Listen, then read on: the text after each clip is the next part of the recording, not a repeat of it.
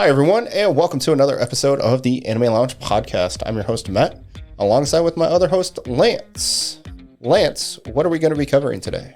Today, we are going to be covering Frieren Beyond Journey's End, and we're going to be covering the second season today.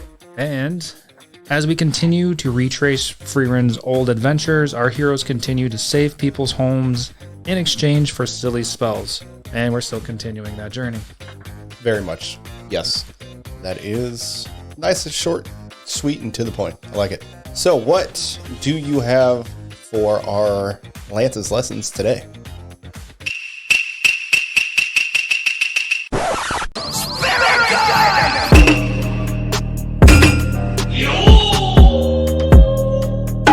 Today's Lance's lessons is going to be the Japanese word for temper tantrum. And temper tantrum is going to be kanshaku. Kanshaku is spelled Kanshaku. And kanshaku is relevant to today's episode because we got a nice funny scene coming out of Frieren when she was talking about her temper tantrum that she gave her old party. And it was entertaining. Yes, it was. So yeah, kanshaku, a fit of rage, temper tantrum, hysterics, definitely fitting for today because Frieren can definitely throw one. I mean, 3 days is like an hour to her, right? Yeah, right? Yeah, I like that time just doesn't mean anything to her for living so long. Yes, that is very much true, which does play into a lot of the entire show's premise. It's really good. I like how they do that. Yeah, I find myself kind of chuckling that they spend like 3 months at a time at a place. Yeah. And then it means nothing to the story, but it's like, yeah, okay, we'll just casually spend time. Before we get too much into anime talk, Matt likes to read the manga for every episode, so are there any differences between the anime and the manga? NANI?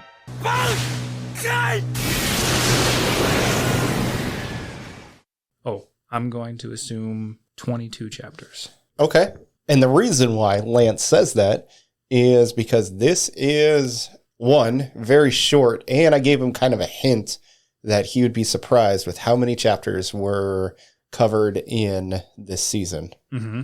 You were very close. It's 20. Oh, it was even less. Yes. It was, exactly 2 per episode? Pretty close. It starts on chapter 60, ends on chapter 80. Almost dead even. Okay. That was my original thought process, but I gave it a couple extra chapter bump up because of the couple fights we got in the middle and like 3/4 of the way through the season. Yes. I am going to let you know now, basically any and every instance that could be elongated that wouldn't change the series itself got elongated. Okay. So like something very simple, braiding Frieren's hair.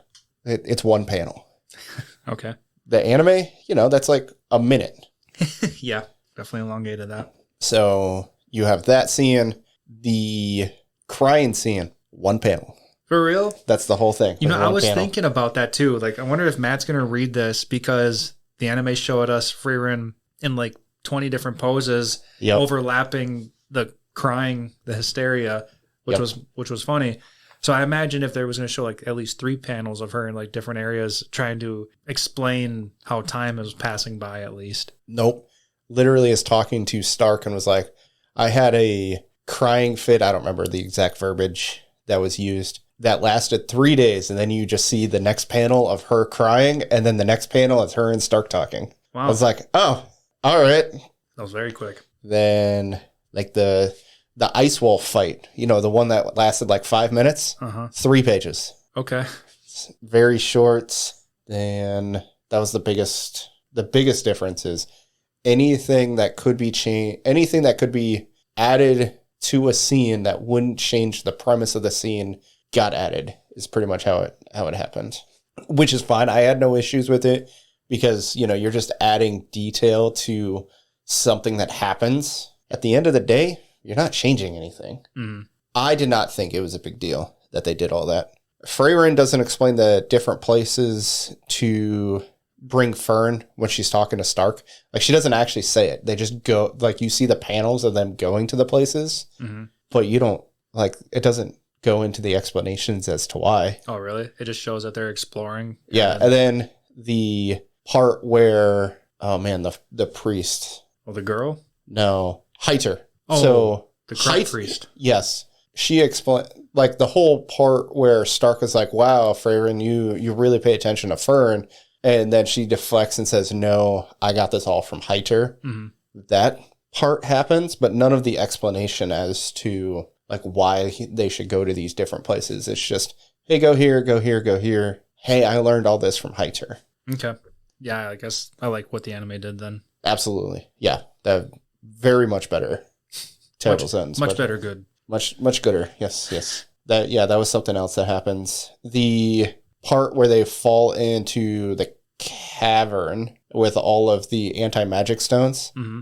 Stark doesn't try to break the stone with his axe. Oh, no. Frieren just says, hey, this is harder than any material man could ever hope to break through, or something along those lines. I don't remember the exact verbiage. And he's just like, oh, okay. I thought it was very strange that he even gave it a whack, because the first thing that crossed my mind was like, God damn, you're only going to like dull your axe. Yep. Frieren doesn't tell Fern and Stark about bowing their heads while they pray. So that whole scene doesn't happen. Like, it's just, hey, we should pray. And then you see Frieren bring out her staff. And then the next scene is the sword demon getting obliterated. Like, okay. That's the whole aspect of that. Did she even explain, like, hey, if you were to have closed your eyes, that's when she would have attacked? Nope.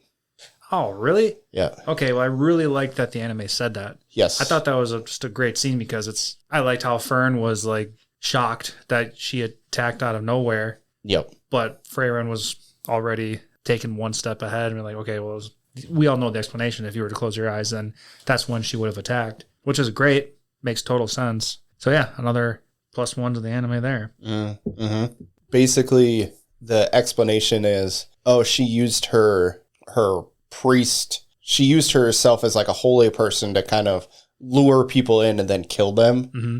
And then, Frieren goes into the explanation, there's nothing in these graves. And they're just like, oh, yeah, that was okay. So, same concept, same premise, just better well done in the anime, for sure. You don't really see him fight the 3-headed lizard. That's another thing that gets elongated. It's basically just the lizard, they start the attack, and then the lizard's dead. Like, that's what it comes down to. It's kind of like most of the battles that we saw in the Northern Plateau. Yep. Like, we got introduced to a handful of beasts, and they were just instantly taken out just to show time. Sorry. Yeah, they do the same thing. You see them while they're traveling. You see this giant demon, like a giant demon. It's 2 words. And a 5-eyed snake. So you see him just fighting some random monsters. Mm-hmm. Again, it's one page or one panel, just kind of skipping through stuff. Here is a difference. Frieren needed 500 gold still coins to repay her debt that the hero party was indebted to. Okay. I remember they did give...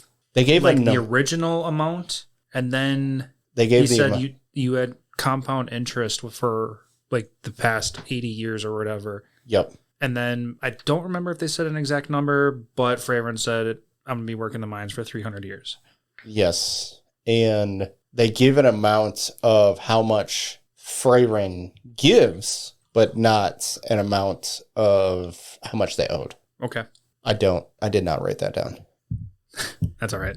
Here's another thing. You don't see Fern getting all jealous at the end when I missed her name, like how to pronounce her name every time. Is it Methadone? Methode. Okay. I think that's how they said it in English. Yeah, I missed every single time. I'm like, I don't know. So Methode, we'll go with that one, offered to join the party. Basically, her doing her like puffy cheeks thing, being all kind of mad, but not really mad. Yeah, you don't see that happening. You don't see the dwarves village. He just mentions it, being like... The pancake dwarf guy? Yes, the pancake dwarf. He's just like, a lot changes in 100 years or whatever, 80 years. He says a lot can change in 80 years and just makes mention of it. That was kind of at the end of an episode anyway, so not really too crazy. And then the last thing, they don't go into the preview of Denkin going to the Gold City. They do cut to him previously in the chapters of him having a mission going there, but not him being there. Yeah, I think like halfway through the season, they showed Denkin getting off a carriage and be like, okay, this is where I must continue my journey by myself or something along those lines. And then he doesn't make his appearance until the final couple seconds of the final episode. Yes, because I think it's Manga is the girl that gives him like the memories or whatever it is. Yeah. See, that one happens, and then he's like walking through the forest of trees to get there. Okay. And all of that does happen. It's just you don't see the preview. I did partially read chapter 81. This is kind of going to be a spoiler, but it's a throwaway, so I'm going to talk about it anyways. And so the next chapter starts with a personal request from Larnin. So it's the guy that attacked Frieren. They had that duel during the last season, during the last arc. It was Cere's like personal guard. Basically, he was like the strongest mage, the old guy. Learning? Yes. Okay. I'm seeing him as a third stage on this character sheet, but honestly, I don't remember him right now. Yeah, he's the really old one. And basically, Cere was like, you could be stronger than I am if something. I don't remember exactly what the verbiage was, but basically she said he could be stronger than her. And he's like, no, I could never live up to you. And then he essentially challenges Frieren to a duel to like test himself and injures her shoulder. Okay. It's that guy. Okay. Yeah. Running a little bit of a blank on it, but that's all right. Yes. And they get a personal request from him to help Denkin at the Gold City. Okay. And the reason why that's important is because it doesn't come from the Magic Association, so they technically don't have to accept it, but they're going to. But yeah, that's it. That's not too much. Okay. I mean, let me rephrase that. There is a lot of changes, but nothing that actually changed any part of the series. Okay, yeah. And this is basically a slice of life, so I wouldn't imagine too much being different anyway. Mm-hmm. Very happy with the anime for elongating a couple things. Definitely necessary for the amount of chapters that there are comparably. For anybody that is curious, right now as of the end of April, there are currently 147 chapters. Okay. And you said you were pushing almost 80 at the end of season 2 material? Season 3 will be start on chapter 81. Okay. So we get still quite a bit of information to go through. Yes. I know we're through, I want to say we're through the next arc, but which would cover, I'm assuming season 3 will just cover the next arc. No. And we got a lot to cover. Yes. Speculate. That's where I was looking for. Yes, we do have a lot to speculate. Which, I mean, we know kind of what's going on, but nothing too much. Yeah, let's get into it. Let's talk about season 2. What were your thoughts? What did you think? I'll start off by saying I did like season 1 a lot better than season 2. Well, it's also double the amount of episodes. So, yeah, okay. That's very true. Season 2 was definitely a lot more slice of life, like just a lot more casual journeying. Season 1 had a buttload more fighting and just developing who characters were and what they can do. Not to pull away from character development per se, but like just learning who they were and what they were capable of in season 1. Okay. And of course we had like the first class mage deal. So obviously that was going to be a buttload of action there. So maybe that's the shonen in me coming out. Definitely a lot more action in season 1. Okay. Season 2 was just, I felt like it was just nice and chill. Nothing was disappointing, that's for sure. But just to compare the two. That's fair. I still liked it. What are your thoughts? I found it very much enjoyable. I will say, like, if you were to kind of pace out season 2 like you did season 1, it's pretty much the same. Yeah, that's fair. Just to kind of throw that perspective, if anybody's like, kind of like how you were feeling, where it's like, I wanted a lot more. It's like, well, you got like 4 of the 10 episodes that had a bunch of action in it. So that kind of evens itself out. Yeah, there's pretty much every episode did technically have action. Yes. So it's not like it was a dull ride the entire time. Yep. No, I very, very, very much enjoyed season 2 because it was just more emotional aspect to I would say season 2 comparatively to season 1, for the simple fact that we had already built up this relationship with these characters, and now we're getting like a more well-rounded aspect of the characters, like Frieren, when she sees Himmel's book and she just like kind of lights up. Mm-hmm. And all it was a journal. He was just kind of like talking about this is what I'm viewing on a Tuesday. Nothing's going on, but we're having a good time. Or right. You had the one line that I really liked, which was when, was it Heiter or the dwarf, Eisen, I think it was one of those two, asking why, as the heroes party, are they always asking for payment? Mm-hmm. And Himmel's like, what? I'm not doing this to get people to owe us anything. So if they pay us, even a minute notebook that nobody's ever going to use because nobody can write, it's still something so they don't have to feel like they owe us. Exactly. Yeah, I really like that. And I also like that he said, like, we're not trying to like gather debts. We're a hero party. So if they don't have to feel like they owe us, then it's basically a win-win. Yes, absolutely. So it's like that emotional impact that, we already know these characters are great people, but you're getting like, oh yeah, this shows how much more profound the heroes party is. Definitely. So I really liked it. And then, we met the hero of the South. He was very interesting. I was kind of sad to see that, like, with his power, unfortunately, he didn't last long. Yeah, he got nerfed. Yeah. He fought the other, oh man, I'm trying to remember what they actually called it was like the... Oh, yeah, the Schlacht did have like 7. Yeah, there was a numbered... 7 Sages of Destruction. There it is. And so the guy who could see the future fought the Mage of Destruction that could also see the future, so they kind of nullified each other and killed each other. And it's like, all right, I guess. And it kind of, like, you knew something happened. Mm-hmm. So I don't mind the fact that, they introduced him, they showed his abilities, and then they killed him. Because, people would be like, well, where is he? What's going on? Why isn't he helping? If he's stronger than Himmel, why didn't he kill the Demon Lord? So, right. Nope, he served his purpose. Yep, and to his vision perfectly. Yep, and he was a really good character.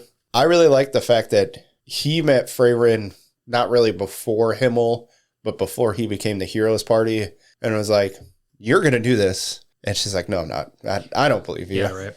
And then we obviously know that that's not necessarily true, but it was really good to see that another strong hero is around. Because again, in season 1, we saw the hero sword. Basically, it was Excalibur? More or less. And he didn't pull it out. So it's like, okay, well, that, and we see another hero. So it's like, okay, yeah, no, Himmel is the hero that everybody admires, not because he's the hero, but because of his actions. Mm-hmm. And it reiterates all of that. Right. Yeah, obviously you could tell that I really enjoyed this season.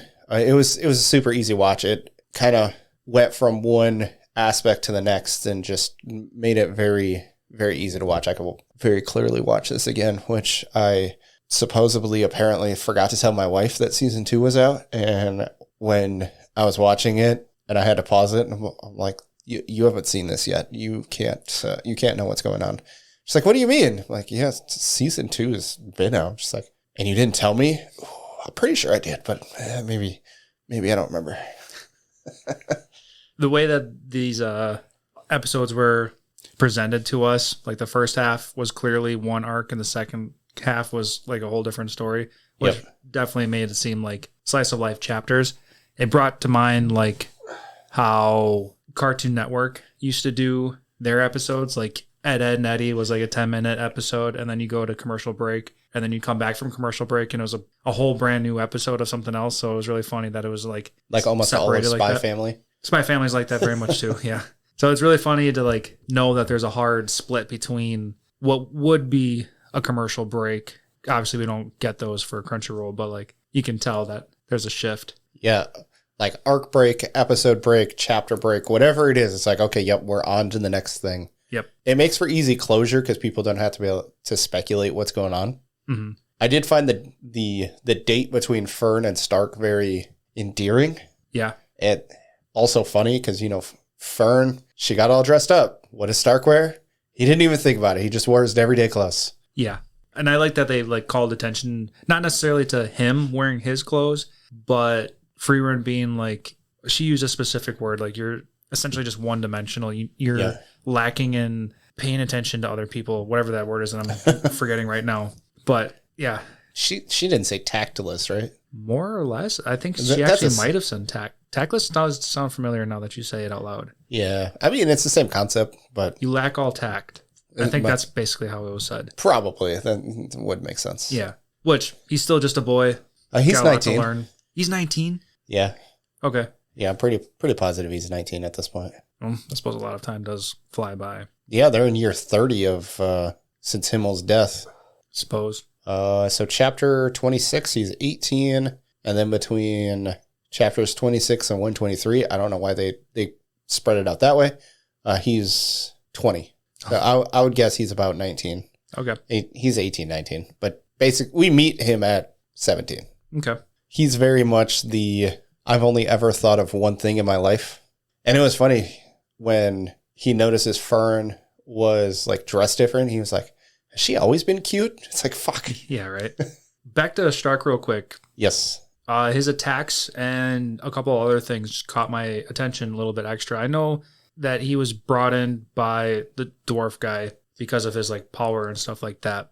Eisen, I think. Yes. Do we have a like real strict reason for why he is the way he is? Because like he's really strong. Yes. When he swings his axe, it's almost like explosive power, like literally explosive power. Yes. So is there like magic behind his attacks? I think that is why his, I guess, village, clan, however you want to talk about it, is the reason why they were so like revered. Mm-hmm. Because they were probably one of the strongest human warriors in the world. It would make sense because the next thing I was going to say was when they were fighting the Thunder of Dragons. Yep. Which I thought was this is the first anime or the first time I've ever heard a reference to a horde of dragons being a Thunder of Dragons. Have you heard it as a reference not in anime? Or just in general, just to say like a Thunder of Dragons. I like it. Yes, I did too. But his head was being chomped on by a dragon, and Fern made the comment about it. And obviously, if you're being chomped on by a dragon, especially your head, like it could definitely be that it was like a funny moment. Mm-hmm. But if we were to take a step back, is it because like he's like a superhuman in a way? So I want a little bit of like extra Stark to be like explained why he is the way he is. Because he's Eisen, but in now times. Right. And Eisen could essentially fall from a giant cliff. Yep. And be just fine. Yeah, that was as soon as I said that was the image that came to my head too. Yeah, he was just a giant stone. Yes. As well. So yeah, Stark's just got my attention. Yep. I do want more like hidden information out of him. I agree. And basically his willpower is what helps keep him alive, which I enjoy. Mm-hmm. I very much like the fact that he did almost die because it just gives consequence and it gives, pretty much. It just gives consequence to the actions that he's taking, where one mage had to almost sacrifice himself in order for Stark to live. And so it shows that Stark can't just like will himself through everything, that there are consequences to his actions. Are you referring to the Revolta fight? Yes. Yeah. Speaking of that, the Revolta fight between him and the other two demons that were fighting the other mages, the Revolta fight was my favorite of the three. Ganu. Ganu? Genau. Ganu? I'm pretty sure it's Ganu. But one of the other demons? No, Ganu is the first class mage with the wings. Oh, Genau. Genau? Okay. Sure. Yeah. Yeah, whatever is. Apparently I can't read today. Genau was interesting too. I really loved the fact that he just pulled I forget how he phrased it, but like his hidden... Just sprouted wings. Just sprouted his dark demon wings. I thought that was really awesome. Mm-hmm. Definitely added a whole new layer to him because like he was just more agile and like the feathers did attacks too. Yep. Just really added to how powerful he really is. And it gave... Most people won't think, which they do bring up, that a mage is good for close combat. And you're like, how the fuck are you good at close combat? And then he pulls out the wings. And you're like, oh, Okay, that makes sense. Mm-hmm. Yeah, you can do a little bit of everything then. Yep. And I really liked that they were inside that like church place, and then you can sense like the intent. I'm forgetting words today. A bloodlust. The bloodlust behind the intended attack and stuff like that. Yeah, Fern and him were about to go down. Yeah. And I really like the fact that we met them in season 1. Mm-hmm. You're like, oh yeah, they seem interesting. And then you meet them again in season 2. So you're getting introduced to characters. And even if it's just a minor character, you're like, oh, okay. It gives reason as to why we should remember these characters that we've met. Mm-hmm. And if they did this now, I'd like to see more one-on-one time with people that we've met from season 1. Because we met a lot of people. Yes. So there's definitely plenty of opportunity to really have that time. I really liked Methode in this one. Like, of the new people that we met, I thought I liked her better than Genau. Oh, really? Yes. I thought she was a good character, but I did like Genau a little bit better. I just think she had more range to her because she was the one that was doing the like the investigative magic to try and figure out how all of these people died. So she was the one that helped figure out that, it was somebody who could wield 4 swords. And then her just kind of toying with that one demon the whole time while she was paying attention to Fern and her fight. Right. Learning how to break down that mist. Yep. And then just kind of like, oh yeah, this is how my village fights, and just obliterates everything in the whole space to give Fern the opportunity to just snipe, which was super awesome, but snipe the 2 demons from out of detection from magic, which is insane. Right. Which also pulls from season 1 when she was learning how to shoot long range Zoldrak. Zoldraft? Zol something. Yeah, Zol. Yeah, I'll figure it out. Give me a second. But I just really like the fact that, everything happens for a reason within the series. Right. Zoltrak. Zoltrak, okay. It's Zoltrak. Zoltrak. There we go. There's 2 A's. Zaru Toruaku is apparently is like the Japanese to English translation, and then you say it like Zoltrak. Okay. I don't know. The kanji is Zoru Taru Turaku. Okay. I can see why they would spell it out that way. But yeah, that's fine. Yes. And okay. That just there's another spell that they talk about that's just kind of funny. I don't know why it's on the list of spells, because it like gives her spells, and it's defensive magic. Okay. Flight magic. All right. Spells that let you see through clothes. And you're like, okay. And it's just revealing weapons hidden under them. It's like, yeah, okay. Spells that make things float, which also sounds like flight, but whatever. Capturing birds, which we saw in the last one. Clean clothes and make things spotless, which we also saw in the first season. And then, of course, fire. Yeah. Yeah. I can alley-oop that one into a topic I want to talk about. Okay. So with her using fire, yes, trying to start a little campfire, and then in episode 1, I think it was. Yes, it was. Where she was trying to start a little campfire, and then they found those magic nullifying stones where she couldn't use her firepower to do so. Yes. They made a comment that they found we'll just start from the beginning with that one stone that was like bigger than their hand, and Frieren made the comment that this could sell and they could buy a mansion with it. Yep. Pretty intense. Would you have kept it around, or would you have tossed it and... Well, Frieren made use of it. What, for a shiny firework, or... Kind of. That giant beam of light. Inside the mine... No, she did that in the first episode.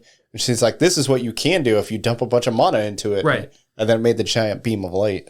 Right. So that could have been fun, but... Yep.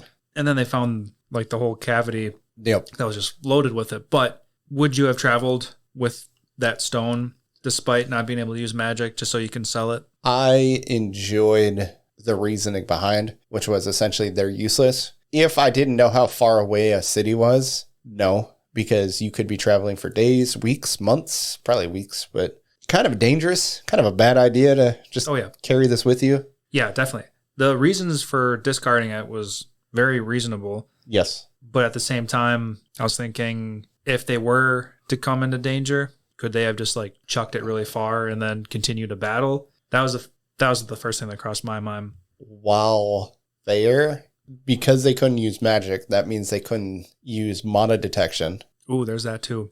I was thinking their defense magics, but detection is arguably more important than anything else. Yes. That especially when you're just, were they in the northern plateau at that point? No, it was episode 1. It was right away. Okay. Yeah, they weren't quite there, but they were close. You're asking for a bad time if you... Yeah, it's tempting for sure. Absolutely. And it's one of those things where if it was just Fern and Stark, they probably would have kept it, not knowing what it was. Oh, yeah. But because Frieren was there, they very clearly knew, hey, this is a terrible idea. Shouldn't keep this. Mm-hmm. But that would be very funny to know how much. Probably could have paid off all their debt. Oh, yeah. If they would have brought it to the silver mine people. Yeah. That could have been everything that they needed to do there. But that episode was important because they saved that hometown with finding that silver mine so that they can prosper and get back on track with their lives. Yes. Yes, absolutely. Going through my notes real quick. Yes. I did write down all of the silly little spells that they got from their adventures in this season. All right, let's make a list and then we will talk about favorite ones. All right, so the first one was the ability to turn a red apple to a green apple. Yes, yes. Frieren was very happy about that one. She said that it could be very useful. Don't see how, but yep. Exactly. Yep. All right, so that's one. The next one I'm seeing on my list is a spell that keeps eggshells from dropping in. Okay. I can see that being semi-useful, but at the same rate, learn how to crack a shell properly. Yeah. I should probably write these down. Actually, I think I only have 3 of them. And then the next one's how to flip a perfect the pancake one and the tongue twister one. Twister one. I think those are the only 4 silly ones that they shared in this season. Which is also funny because, they try using it, or they start using it during the... Kraken? Yeah, the Kraken. Mm-hmm. Like, this is the time you decide to start using it. Yeah. Very comical. Loved it. I always love when Frieren gets attacked and she's so super calm and submissive, just waiting to be saved. Yep. This happens more than once. Okay. Of the 4, which one would you want? They're all useless. So. They're all useless. I feel like my pancake flipping skills have gotten much better. Okay. I just learned to use lower heat. That's all you really need to do. And clean your pan in between every pancake. That's overrated. So I guess personally I would go with the egg cracking one because it's always frustrating when you do get that little tiny shell in there and you got to dig it out. Weren't you just saying just learn how to crack an egg better? Yeah. But if I were to choose. Oh, come on. Don't you just love, was it turn all green apples into red apples? Was that what it was? Green into red, yeah. Yeah, come on. No, sorry, other way. Red into green. Oh, come on. Don't you just love green apples and want all of your apples to be green? It doesn't say anything about the flavor of the apple. Exactly. So there is that to consider. Yeah, you could really mess with people then. To be prank-wise, that would be fun. People are very serious about their apples. That's why we have 800 different types of apple. Oh, yeah. That's very true. That being said, I do prefer most red apples to any of the green apples. There's just an extra tartness to the green ones. See, there you go. Mm-hmm. We could just make you believe that you're eating regular red apples. Yep. I can say, you have a lean? I would not choose the green into red apples. That's not my choice. Oh, there was another one. I forgot about the other spell was to itch those hard places to reach. Oh, that sounds like that's not. No, I don't have that problem. I guess I picked the tongue twister one just because it would be funny. Yeah, because tongue twisters are hard. Tongue twisters are hard, and I can mess with my kids. Definitely. That's about as far as it goes. Like you said, pancakes. They're pancakes. I'll figure it out. Mm-hmm. So not an issue there. And apples. I personally am not a apple connoisseur, so I don't care. Mm-hmm. And egg one. Man, I generally don't have issues cracking my eggs. Usually not. It does not happen often enough. Granted, neither does tongue twisters, but it does not happen often enough for me to be like, yeah, I really, really need to know how to do this. Mm. So yeah, I guess that's my choice. Yeah. I crack eggs multiple times a week. I pretty much do every day. Yeah.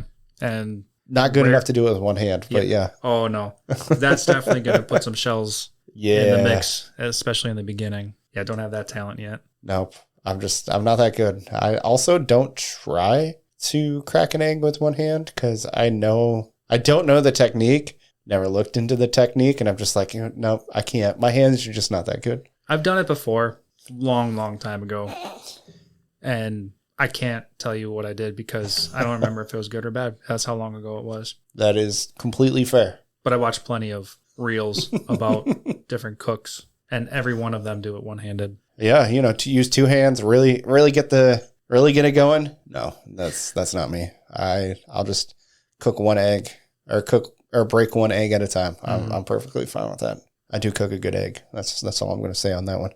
Let's Frieren. Yes. We'd already talked about it. Just I love the reasoning behind it. It was a very good reason as to why she's accepting all of these like BS grimoires. Mm-hmm. No problems with it. Nope. Totally on board with that. Another big thing I liked from the season specifically was how often they brought up that like people live in this area. Yep. So us doing like the shitty hard work of taking care of like the monsters in the area because people call this place home. Don't expect them to move out. Take the L. Yep. So it means a lot. And I definitely like that. Absolutely. Especially because, all the demons are terrible creatures anyways. So it's not like the demons are terrible creatures. And then, of course, we did see a glimpse of humanity in the last episode. So we fight the ice wolves. Definitely. For I'm drawing a blank on what the crystals were. Were they just ice crystals? Holy snow crystals. Sure. Yep. That. Holy snow crystals. Sounds like something somebody would yell when they see it, but that's fine. Yeah, right. Those things, the essentially request to do that and then also put in a barrier, which of course Frieren's like, well, people spend a lot of money and time to be able to get to these veins, so they want to secure their investment. And then of course at the end of the episode come to find out, no, he just wants to keep the view, and you're like, there is some faith in humanity. Yeah, right. Did not see that coming at all. No. Frieren's logic was like, yeah, that sounds very human to do. And then when we come to find out the dude just wanted to preserve, like, that's awesome. Yes. I will say the view in the anime was fantastic. The view in the manga, not fantastic. I'm just like, okay. There it is. Yeah. I really enjoyed the view. And then, they kept bringing like just these fantastic views. So you had the 3,000 foot cliff. No reason to add that to the anime. Just like, oh yeah, here's this landscape. And you're like, that's really pretty. Nice. Mm-hmm. You had the photogenic view of the foot hot spring bath that they went and got. Mm-hmm. Yep. We'll need to talk about that. And then of course, we had the ice vein view. So we had all these just fantastic visual elements in this season. Yeah, definitely. It definitely made me want to just go out, and it doesn't necessarily mean that I need to hike, but it makes me want to go out and explore more outside of our like secluded city and just see more of the world. That's fair. That's why I like traveling, just go see more, but there is other things that we can do just to see nature and its beauty. Yeah. So I definitely had the urge to go hiking when I was rewatching this for this episode. Yeah, completely fair. Just reminds us of how, yes, this is an anime world, but it can be pseudo drawn from realistic things. So it's, as you were saying, ice views are something you could go see in. Don't they have the ice waterfall or whatever it is up north or something like that? They have a waterfall that kind of like freezes over every year. That does sound familiar. I know I was looking at, not Eau Claire, not Fond du Lac. North. What's the place that has the island, Washington Island? Well, I don't know. I'm not the person to ask that one. North. Yeah, north. I mean, we're in Wisconsin, so it's a cold place. But there's definitely beautiful locations where ice does tend to form. Yes. Very pretty looking things. Yes. And I was looking at a picture. I can't remember the city right now. It's a very popular little city. Yep. And I was looking at pictures on Google even. And the waves crashing on the side tend to form like these giant ice spears that just... Yes. They just look cool. It would be cool to see in real life. Yes. That's really what it comes down to. Yeah, absolutely. I know exactly what you're talking about. It is very cool to see. And it's just something you don't get to see everywhere. Yeah, absolutely. And then this just kind of came to my thought because I was looking through the character list. When Methode talks about wanting to join Frieren's party for basically to dote on her all the time, she talks about how they already have a priest. And that they don't... A priest in mind, at least. Well, they said they wanted to keep it open, and then after she left, they said, like... We already have our priest, yeah.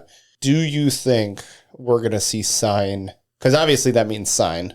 Do you think we're going to see him in the next season? I'd like to. I'd really like to hope that this was like a seed that they dropped, and then we're just going to wait for him to show up again. Yep. So, yes, I would really like to see that happen. Do you think he's going to be... with Gorilla? Let me rephrase that. Do you think he will have the answer to his question for why he left? For the question he had when he left? I'm going to be honest. I don't remember this part, and I'm sure our listeners might be a little lost too. So fill us all in. He hasn't signed left because he got mention rumors of the adventurer that goes by the name of Gorilla, and that if anybody remembers, that was his best friend when he was growing up. So he went looking for Gorilla. Now, essentially, because I don't want you to be swayed in any sort of manner. Do you think he succeeded in his quest? The way I see this style of anime working out is maybe Frieren will run into Sign again. Okay. And then Sign is just about to like find him, and then they'll work together and they'll find Gorilla, and then that'll be like that episode's little arc I think they'll work together, come and find Gorilla. I don't think Gorilla will just be there with Sign. And if they do, we're going to need some backstory to do so. But I think Frieren and Fern and Stark are going to have a hand in finding Gorilla with Sign. That's how I'm foreseeing this. I like that. Do you think they will find him in season 3? With what we were just talking about, keeping that open slot for the priest. Yes. And it just kind of makes sense. Why not? Okay. So yeah, I wouldn't be surprised if this was going to happen. Follow-up question. How did he make it into the Northern Plateau then? Yeah. I was afraid you were going to ask that because obviously Frieren's traveling linear, and how would Sign have gotten so far ahead? So I guess, to be fair, there was a long period of time, not a period, there was many periods of time where they were stuck in a certain location. Okay. So I guess we can keep that in mind. Maybe Sign took a more roundabout way to get ahead. And was able to skip like the winters and how long they spent in cities, because we all know that Frieren likes to explore cities. Fair. So that's a very realistic explanation for why Sign could have got ahead of them. Okay. And I like that reason, so I'm going to go with that one. All right. What is your thought process? I will give my thought process after a quick break.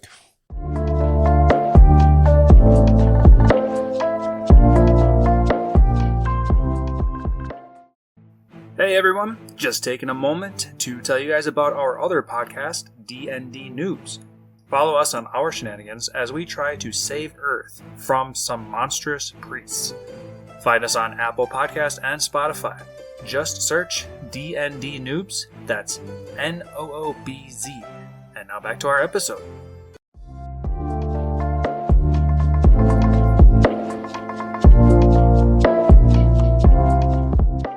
All right, and now that we are back from our break, Matt, what was that cliffhanger?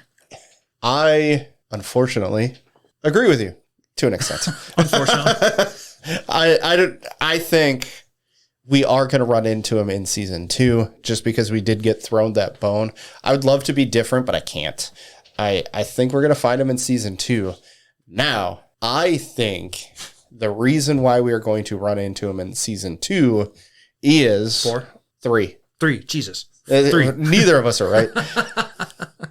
In season 3, it's because of verbal.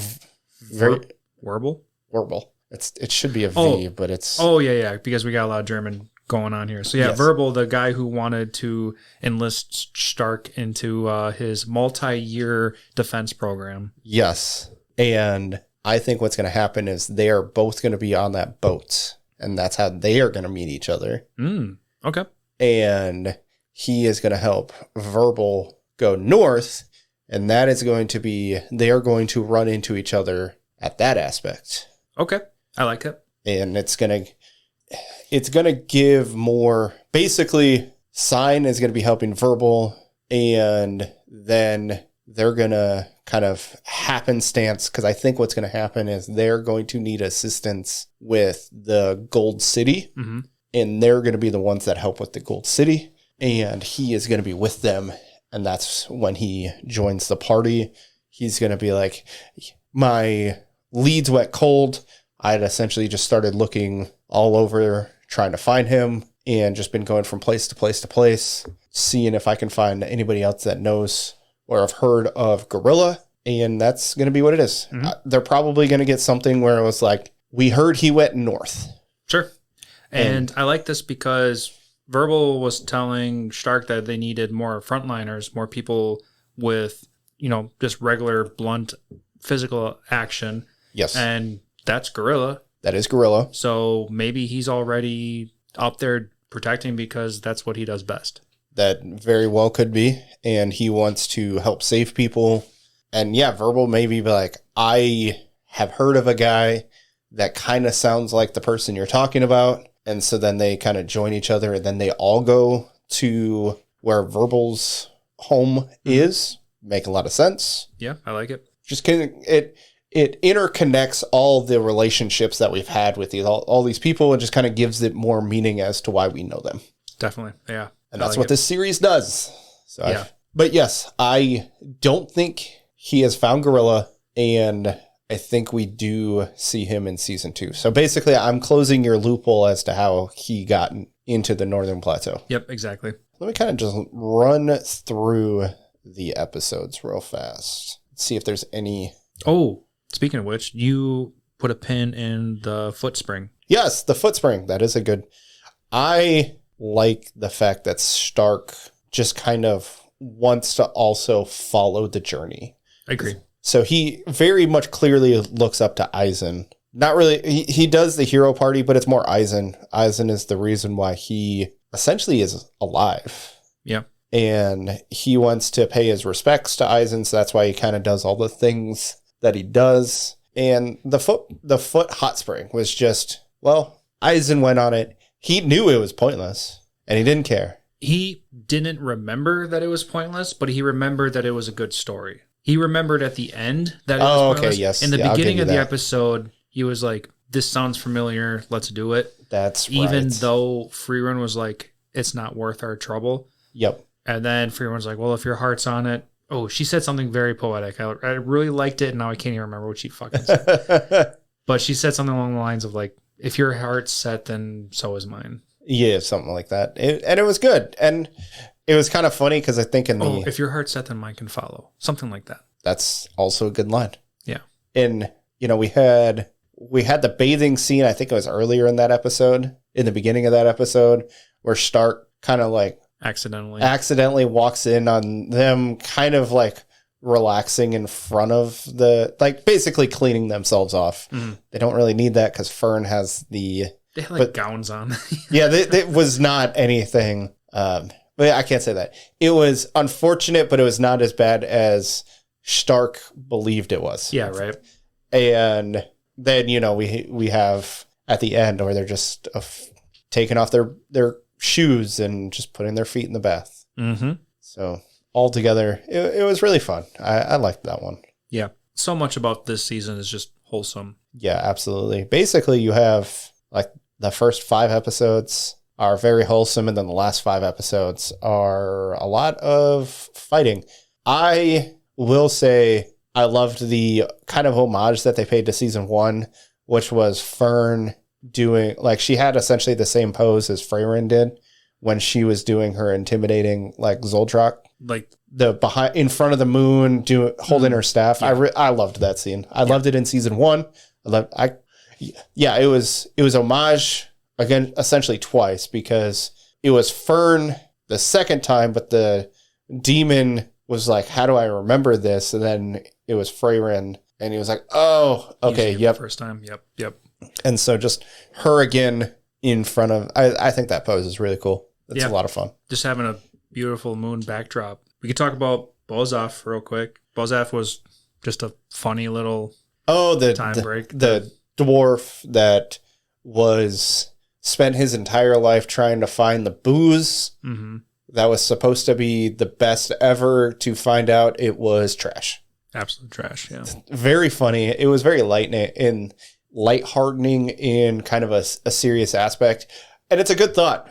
How would you feel if you spent your entire life trying to do something and it was not what you thought it was going to be?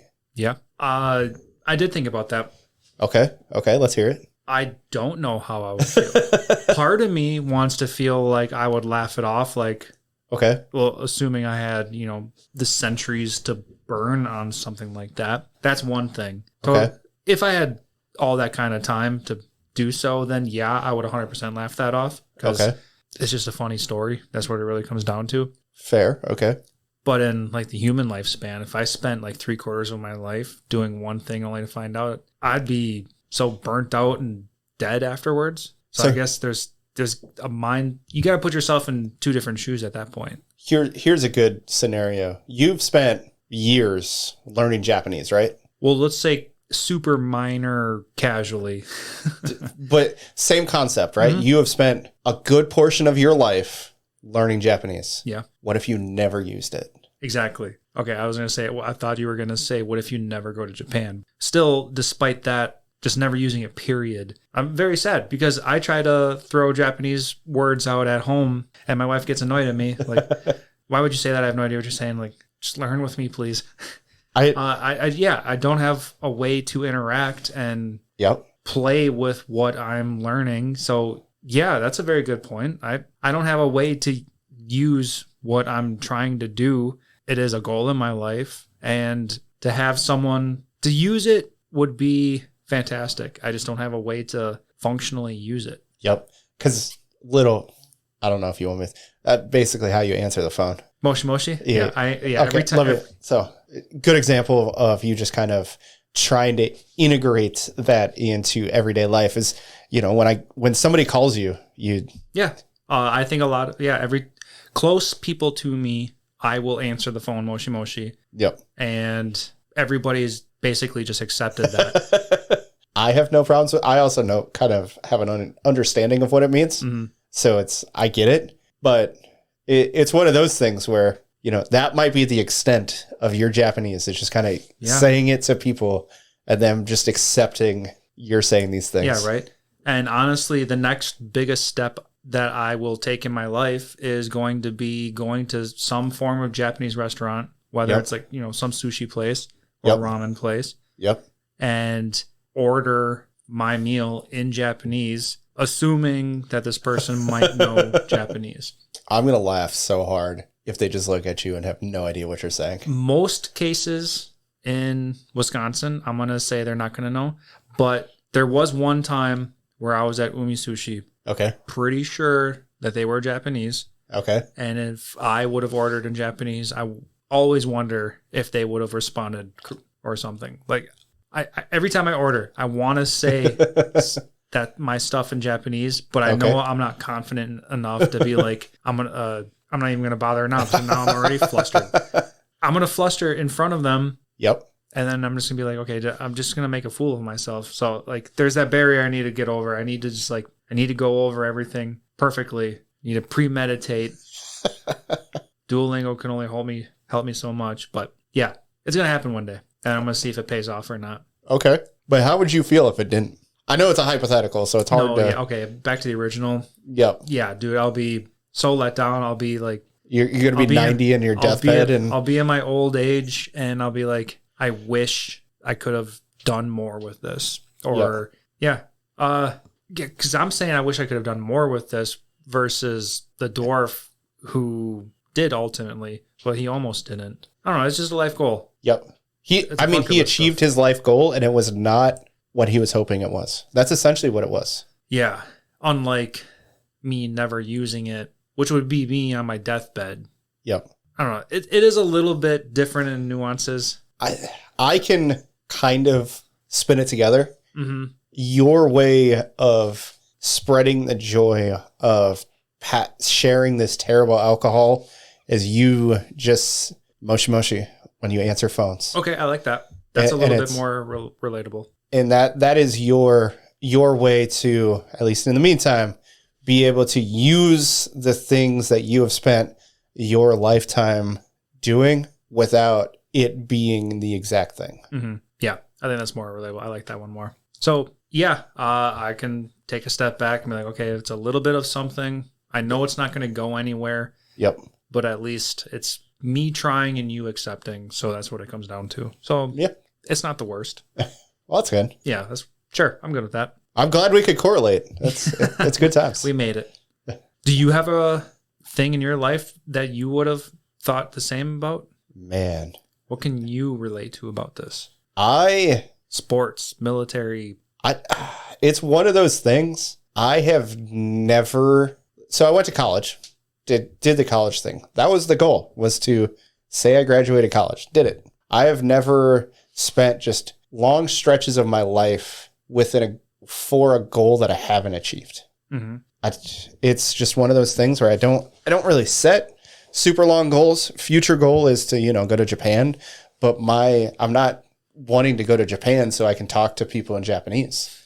I want to experience the culture. I want to go to a new place. I want to see the world in which the anime that I've watched is in real life. Mm-hmm. That is the goal. Not I don't have some secondary thing to it. It's kind of hard because I take up projects. I do things like it's my bathroom's still not finished. That's that's here nor there, but it's functional. It's functional, but not 100% complete.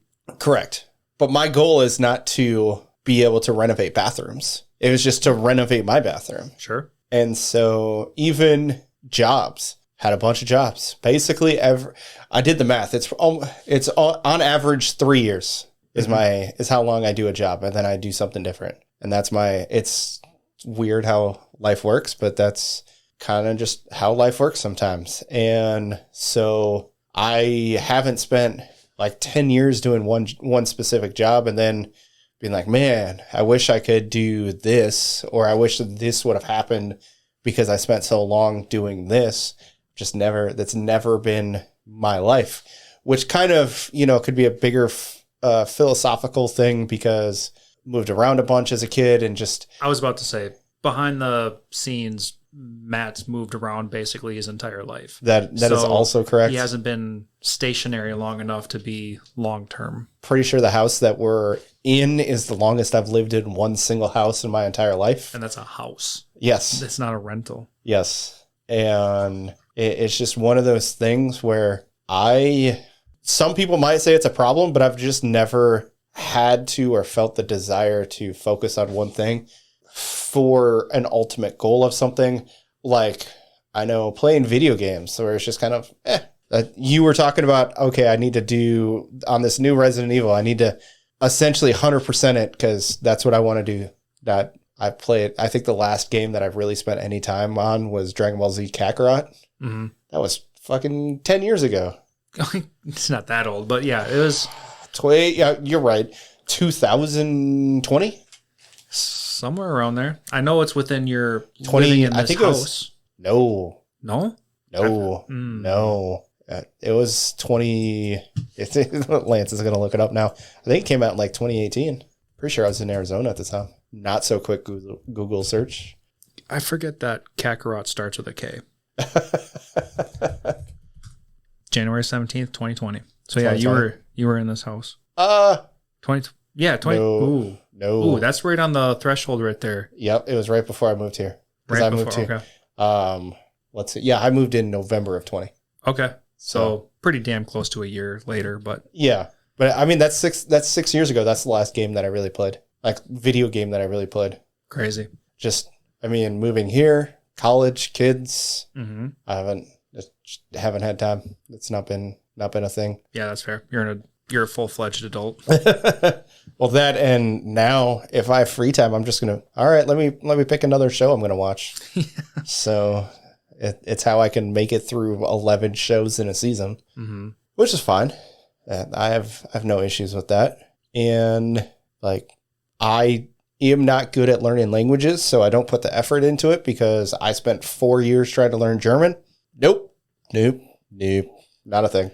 The best I can do is listen to a conversation and have an idea of what's being told. But if somebody is like, talk to me in German, nope, I can do my best. Obviously through Frieren, people can hear. I do my best. I'm not a native speaking or even a secondary language type German speaker. Yeah. And you've said multiple times in previous episodes that English is hard enough. So words are hard. Okay. Let me learn English before I try to learn other things. Yeah. And so it's, to some people, me saying all this sounds like a terrible time. I have no problems with it. I'll be honest. I am happy with my life. And if I don't have this ultimate goal that I've spent my entire life trying to achieve, I will not feel bad. I will not be on my deathbed wishing I had done other things. Right. So, that's what matters. That is the important part of life, which is kind of what the ultimate aspect of it is you need to find the happiness in the things that you've been doing. Exactly. I was about to say, do whatever makes you happy. Yep. And clearly what this dwarf was trying to do was definitely his hobby, being an alcohol connoisseur. Yes. It was his hobby, turned into a life goal, and whatever, he did it. Correct. Yeah, after that not depressing conversation. Okay. What did you think of Methode? Because you didn't really talk about her. Oh, yeah, because I did give more of a lean on Genau. Yeah. Just because he was like more emo and he was darker and he was he was 100% he was kind of more cooler. Methode, on the other hand, she was much more tactical. She was much more smart and okay, sounds so weird. Her to steal Tyler's word, battle IQ, like she's right there. Yes. She knew what she was doing the entire time. Yes. And not only was she thinking about her battle, but she was also thinking about Fern's battle. So she knew that if she could get rid of the mist, then Fern could do better on her end too. Yes. And Methode didn't have like just a one-track mind. She had multiple ideas to use. So like that demon even made the comment that like, oh, she's changing up her battle style. Yep. Where she just went from doing one thing and then just going fucking ballistic, and she changed everything up. So obviously she's going to be reliable on the battlefield. So it's not like I didn't like her because I didn't like her. Yep. It was style over whatever. So that's what it really came down to for me. But yeah, Methode is fantastic. She handled that fight no problem at all. Yes. Do you think she could have beat both of those demons without dispersing the fog? Herself? Yes. Probably. Okay. Maybe not 2-on-1. That might be a little bit more difficult because obviously the power dynamic, but... Okay.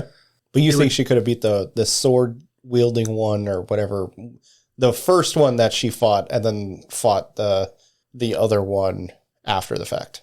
The sword wielding one? Revolte? No, not Revolte. The other one had a staff. The staff. Okay, yeah. Defeat the female one instead of her allowing Fern to kill them both. You think if she would have been serious, she could have killed the one that attacked her to begin with and then went after the male looking one. If there was a separation between the battles, no problem. Yeah, I think she would have easily been able to do so.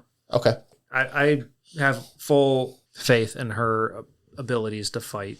After seeing what she could do, she's definitely a force to be reckoned with. Okay. Oh, yeah. Keeping that in mind, like she's a priest, so like she's got all this healing power, and then she's a badass on the battlefield too. So yeah, she's an all-rounder. Oh yeah, absolutely. Yeah, she's a really good character. A really good. I don't know where I was going with that. Yeah, she's a great mage. There we go. That's the words I was looking for, I guess. Yeah. Now thinking about it, like they really missed out on a great opportunity to really take her in on the party and journey.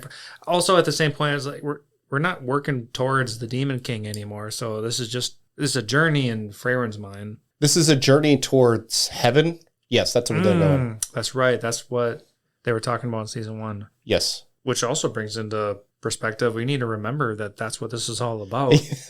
Yes, they are traveling towards heaven. Also, do you know the significance of the Gold City besides the fact that it's in gold? Without thinking deeper, no. It is Denkin's home, is where he's from. Oh, so Denkin's just going back home. Which is why when I think it was Manga, but the one that gives him the memories and stuff, that is why she makes mention of it's just a hole in the ground or something like that. Like you're basically talking about his wife, like he's not going to be able to bring her home or anything because, one, she's dead, and two, that one sage is there, the Sage of Destruction. One of the 7? Yes. So obviously we knew back in like Frieren's days. Yes. The South guy took out one of them. That doesn't necessarily mean that all 7 are dead. They took out 3 more. The Heroes Party took out 3 more. Okay, yeah, that sounds familiar. There was 3, and then the one that got killed was Aura, the one that Frieren killed. That was one of them. Oh, and the like prison one? The prison scene? No, it was the one where she tells her to kill herself. I love that scene. Yeah. Love that scene. So she was considered one of the 7? Yes. Okay. So that was Hero of the South took care of Schlacht, and then the Hero Party took care of 3 more. Yep. So that means 4 of the 7 are dead. 5 of the 7, because it was. Oh no, I'm saying. Oh yeah. Originally, yes, it was 4 of the 7. Pre-season 1. Yes. So there's 3 left. So season 1, Frieren takes care of another. Yep. So now there's 2 left. Correct. Okay, so that's where we're at. We're at 2. Correct. And then we get introduced in the closing credit scenes to the next one. He is sitting on a throne. Oh my God, why am I blanking on this? Okay, but still. So we're going to gold. We're at this point in the episode where we might as well start speculating because we've pretty much broken down almost everything in season 1. So we're heading towards the Golden Land arc.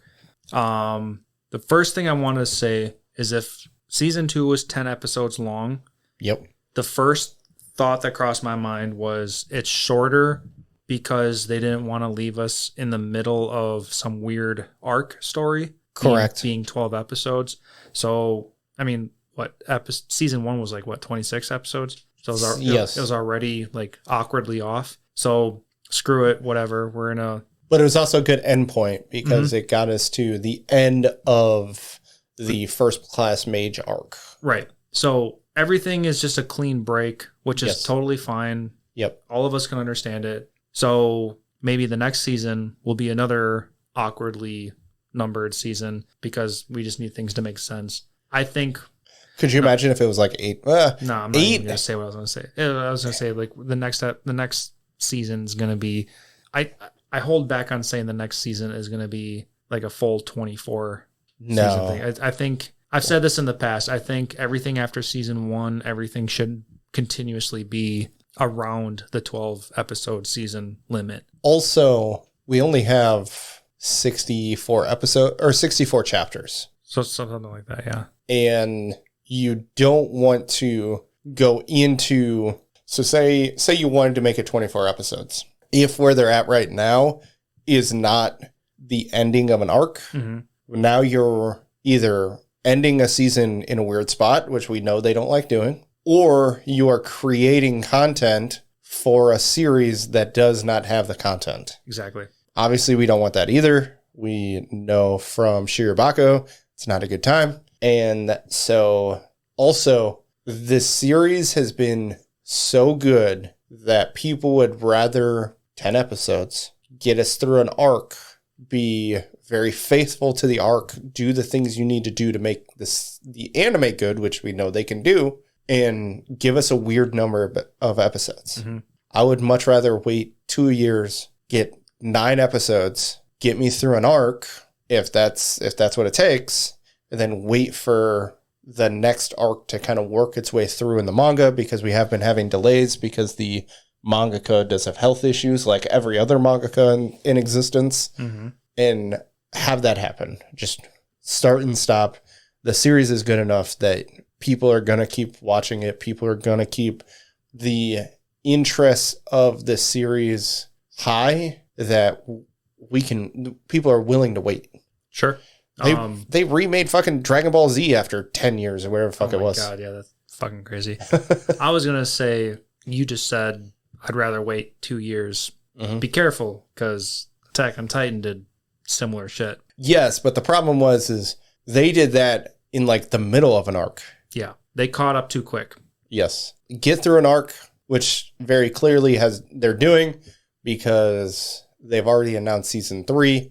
We had to wait like 3. They came out with season 2 and 3 of Apothecary Diaries before they came out with season 2. No, sorry. They came out with season 1 and 2 of Apothecary Diaries before they came out with season 2 of Frieren. Yeah. That's fine. I don't have an issue with that. This season 2 was good enough that it was worth the 3-year wait or whatever it was, long wait between season 1 and season 2. Sure. Like, are you disappointed that you waited, I don't know, however long it was between season 1 and season 2? Definitely over a year, it feels like. But the quality was there, wasn't let down. Oh, it's 28 episodes, by the way. Oh, it's 28, not 26? Yes. Okay. Still, odd number. All right, yeah. But still, as long as the community doesn't feel like they're being cheated, everything's just going to work out. So I'm looking into it. Season 1 aired in September of 23, ended in March of 24. Season 2 started in January of 26, and then obviously ended when it did in 26. So we basically 2 years.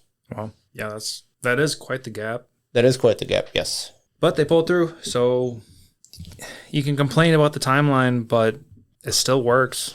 Absolutely, and we're not saturated is the wrong verbiage, but I think it gets the point across, is that there is so much out there that I'm okay as long as the quality holds up to wait. I've got lots of other stuff. My watch list does not stop going. Exactly. Yeah. And I think other people, not even I think most people would agree with that. Yep. If something is good, I'll wait until the next thing drops, as long as it maintains my expectations of quality. Just no game, no life us. And just stop. Yeah. Exactly. I don't know. People are still getting frustrated and waiting for season 2 of No Game, No Life. So apparently you just got to be that. We just got to bleach it. 10 years. No. 10 years. Don't do that. Don't do that. To go back to kind of what we were talking about, the next demon is the demon that is going to be at this next arc. Oh yeah. Speculating for season 3. Yes. As far as you saw him at the very end of episode 10. I know you did.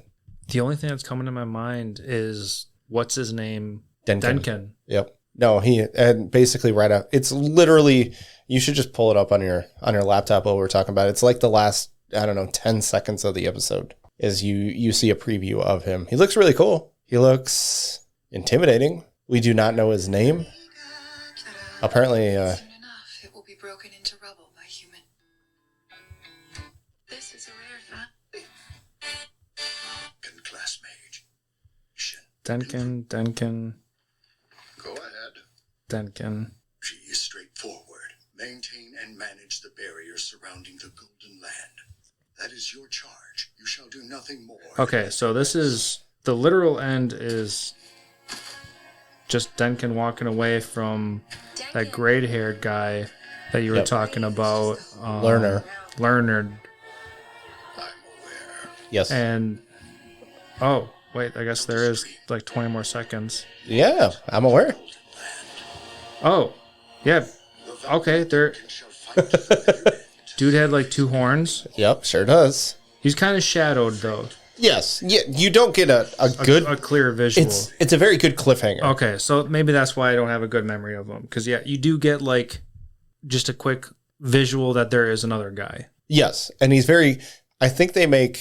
And looking through this character list, it's obviously this guy. Yes. Yep. We won't actually say his name. If you want to spoil it yourself, you're more than welcome to do that. we will not do that for you. Well, I guess to be clear, there's 2 guys with 2 horns, but this first one is definitely it's the one very clearly.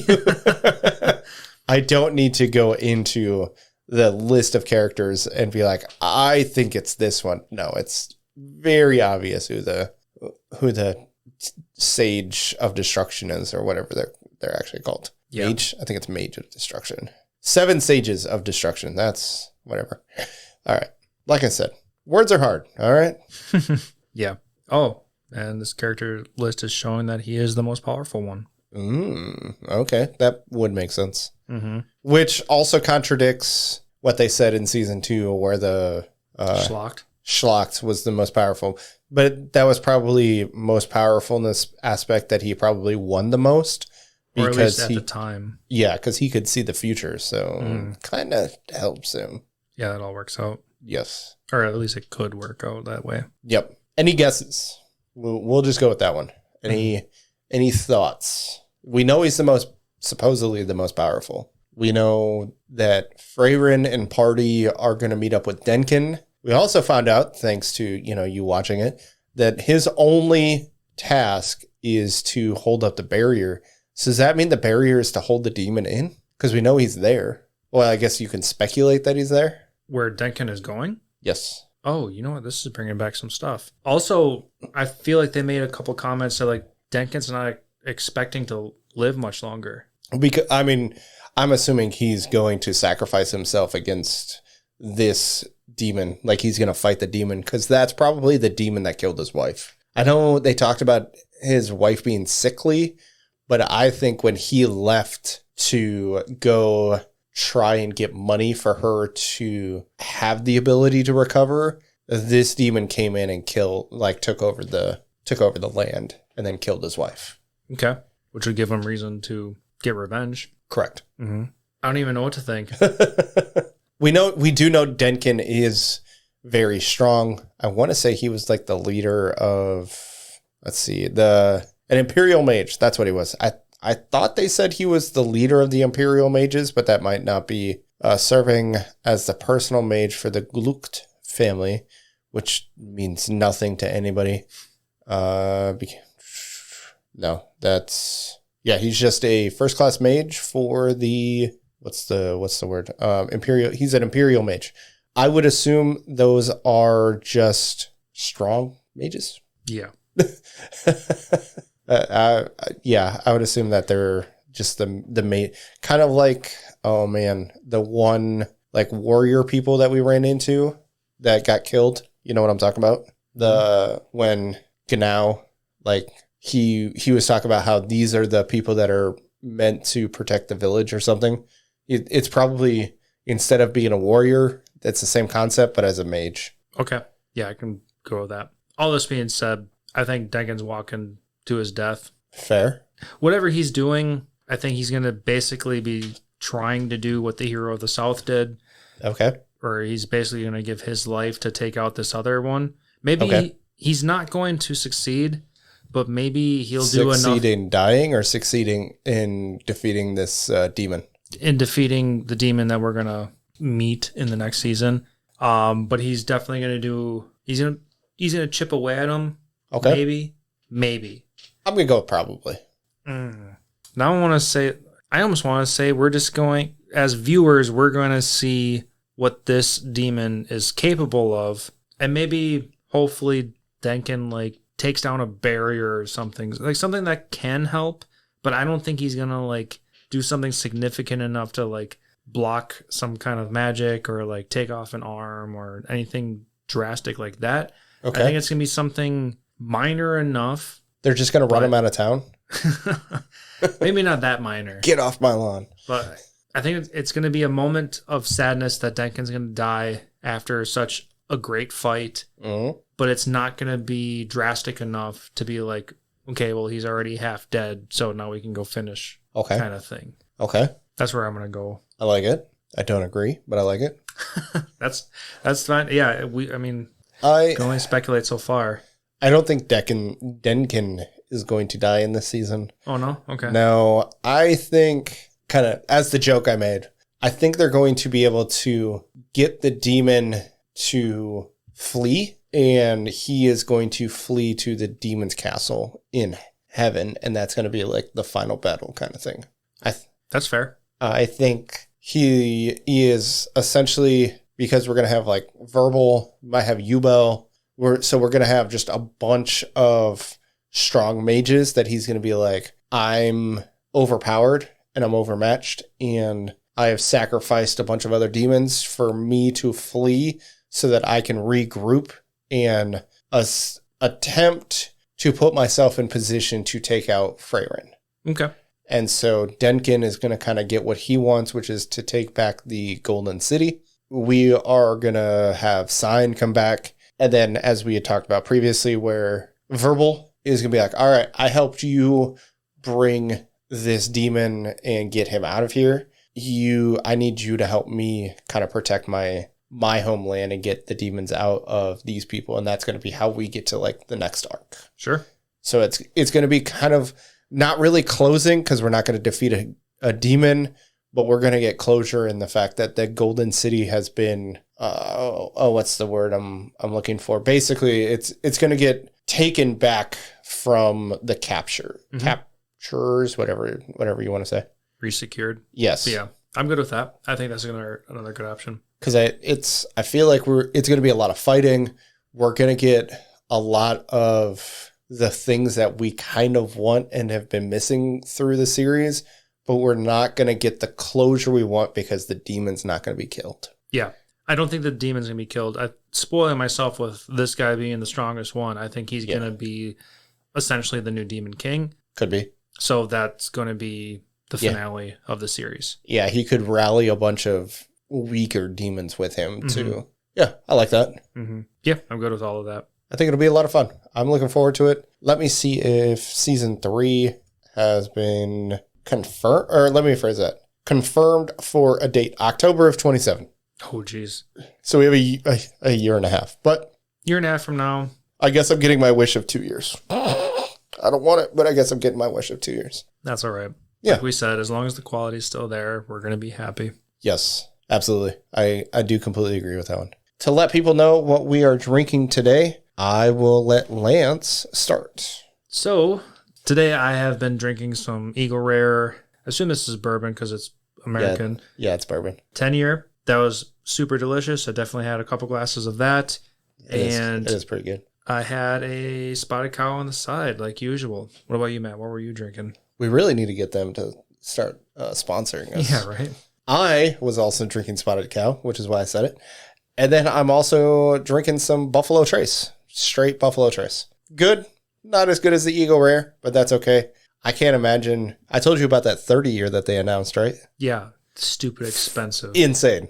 Could literally buy my car. Would you say it was like $12,000? Something like that? 12,500. Yeah. Yeah. Yeah. Not 1,200, 12,000. Yep. 1, 2, comma. Yes. Stupid expensive. I wish I had that kind of money. Yeah, right? No, I don't, because I would buy other things. Yeah, exactly. If only. Absolutely. And then before we get going, we've been all about Pokemon. You don't want to see our table. It's insane. But do check out our Sunday live, kind of behind the scenes, just some chilling, talking, doing Pokemon rips. You can kind of see just kind of how crazy it is for Pokemon. And before we go, let's do our Pokemon quiz.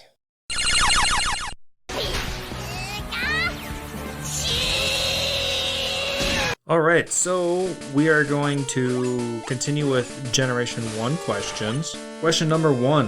What typing is Scyther? Oh, man. I always forget. Bug was a thing, so I'm going to go with bug. Just straight bug. Going straight bug? Yeah. All right. Correct answer is bug flying. Bug flying. Sure. Could he learn fly? Interesting that you asked that because I did look into this. Say great minds. That's all I can say. So in red and blue and green, if you're Japanese, Scyther does not learn any bug type moves or flying type moves. But in yellow, he does learn wing attack at 50, which is considered a flying type move. Awesome. You'll never use him that long, but okay. Exactly. Other than that, Scyther is a fucking piece of shit. His best move is Slash, and that's fucking it. Scyther sucks in red, blue, yellow. Yes. So pointless. Which is why they gave him an evolution. I mean, we could talk about evolutions for Pokemon, but yeah. Yeah, right. That's a conversation for another day. They did bump them up later generations, but that's only because they gave him an evolution. Yeah. Well, they also updated movesets and stuff like that. So like they did make him better earlier on. I mean, I guess as time moves on. The only thing that he has going for him is he looks cool. He looks cool. Exactly. That's really it. Literally it. So don't get, oh man, was it blue that you could get him in? I don't remember. No, you get him in both blue and red. Oh, he was in the Safari Zone. Oh, yes. Yes, you're right. Okay. Oh, God. Now you're making me question if it was Scyther versus Pinsir. Yeah, it is. It is. You could get one in blue and one in red. Okay. Quick Google search. Red. Okay. So he was a red exclusive. Maybe. Was he in yellow? I assume he was in yellow at this point. Red. Yep. Red and yellow. Okay. And then gold, silver, heart gold. Why wasn't he in both? That's weird. It's the trade exclusives. I mean, I guess. But yes, he was red, yellow, and then fire red. So, and that was the difference between the two of them. Interesting. Okay. Well, we're learning a little bit more. You're welcome. All right. Question number 2. Sticking on bugs. How many bug type moves were there in Generation 1?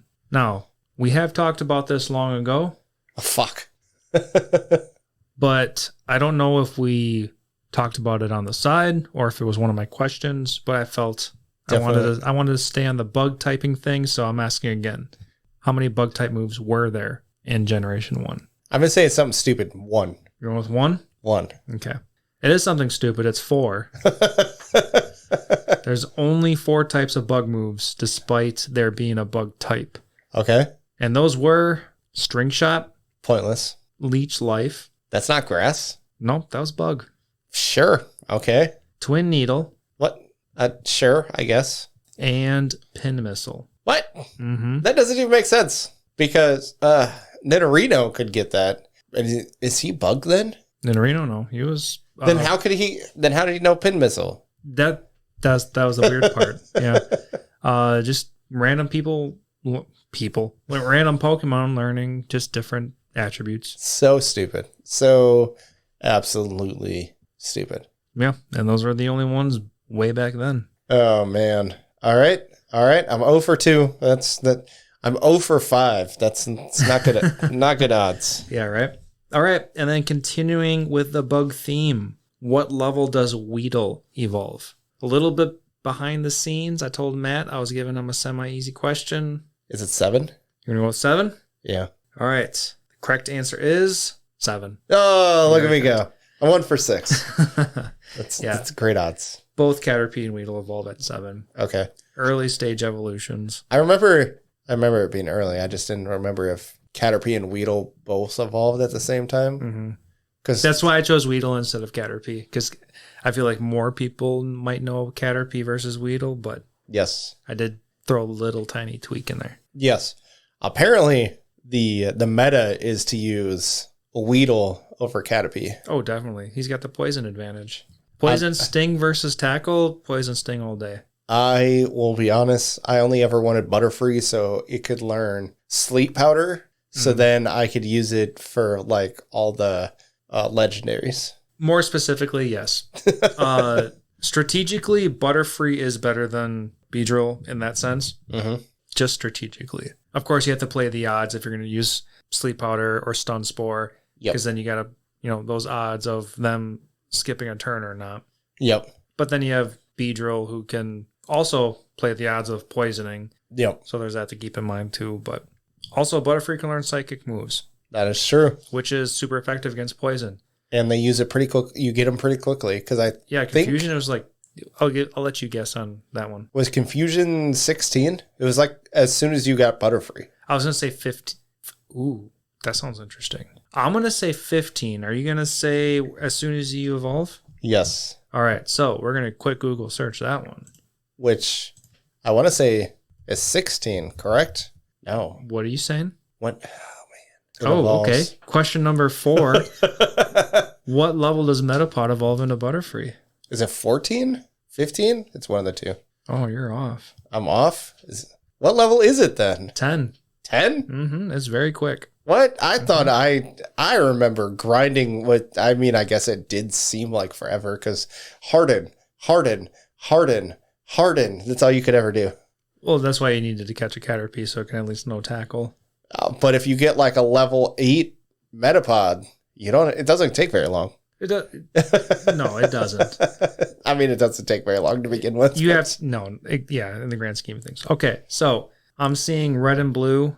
Confusion was learned at level 12. Level 12, so even sooner. Yes. Yeah. 15 was poison powder, 16 stun spore, 17 sleep powder. Okay. Well, awesome. Good times. Definitely. I just need to get. Oh, here we go. What's up? Yellow. Confusion was learned as soon as you turned into Butterfree. Okay, which would explain why I remember it that way. Because while I did play red and blue, I very much predominantly played yellow. Yellow was way much more fun. Yes. Yeah. Level 10, Butterfree. Confusion at level 10. As soon as you get that Butterfree, it knows Confusion. That's good to know. That is going to wrap up my Pokemon quiz and our conversation for today. So thank you everybody for listening to us this far. Every single Sunday, me and Matt are going to go live on YouTube. So please join us at 9:30 Central Time. Also, like our break suggested, we picked back up our D&D podcast. So please go give us a listen because that would be much appreciated. And until next time, we will see you guys.